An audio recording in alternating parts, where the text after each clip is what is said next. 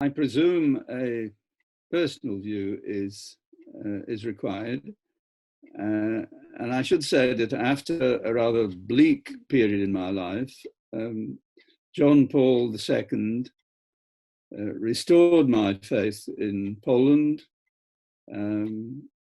showed me that Poland produced great figures, great intellect, man of great talents, and of course, deep faith.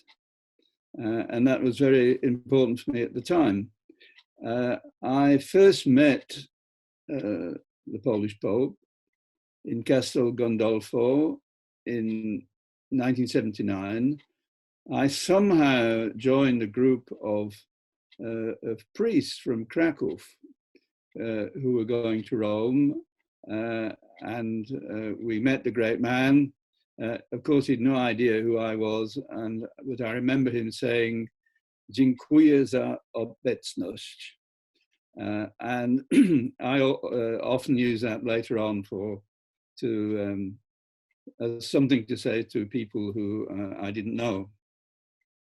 In 1982, which was the 5th anniversary of the pontificate, I prepared a lecture for the Catholic University in Lublin, and it was about ecumenism. The Pope had been to England shortly before, and to Ireland, and I was very much under the great impression of his healing powers and his reception in Canterbury by the English primate. What I found in Lublin, oddly enough, is that nobody was interested in ecumenism. It was the only lecture I had, I think, when half the audience walked out before I'd finished.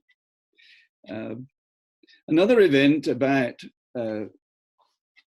6 or 7 years after that, I think in 1989, was a conference in Rome organized by John Paul II on the history of the Dawna Rzeczpospolita, the first republic before 1795. And the amazing thing was, the rule was that participants could speak in any language so long as it was a language of the old republic.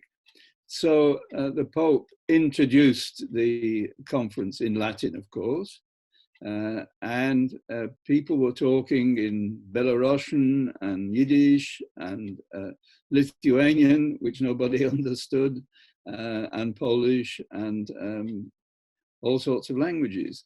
And a lot of the people there from Belarusia and Lithuania and Ukraine were people who'd never been allowed to leave their country before.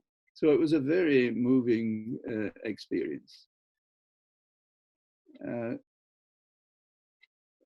Sometime after that, I was asked to write the biography of John Paul II. I was very familiar with Wadowice, where he was brought up, with the university in Krakow, where he studied, and of course with his early career as a priest. I actually met him 2 or 3 times in Krakow when he was the Archbishop. And I went to Rome. I talked to him personally for perhaps half an hour. He seemed very interested. But after that, whenever I tried to meet him again, the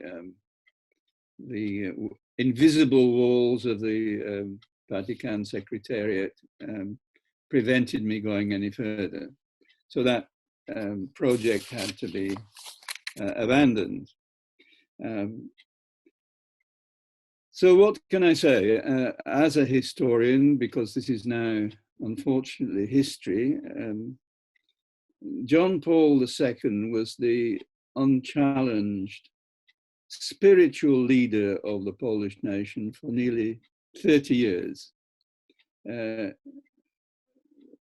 Poles have never had such an inspiring leader, certainly in modern history. John Paul II was also an extremely important international figure. One of 2, 3, 4 people who helped to bring down the communist system and the Soviet occupation of Poland and other countries in an inimitable way. I never heard him say a bad word about communism. He managed to, by speaking exclusively in positive terms about the renewal of the spirit, about higher values, never openly condemning the communist system, although it was obvious that, that's what he had in mind. And I think we should also remember John Paul II as the greatest pope of the Roman Catholic Church in the 20th century. I don't have any experience of earlier popes or indeed later popes, but he was a towering figure, a very flexible man. He wasn't the dyed-in-the-wool conservative that some people in the West thought he was, although he did have very conservative views on some issues. Generally speaking, though, he was very open, very open-minded, very much interested in dialogue, and a great force for good.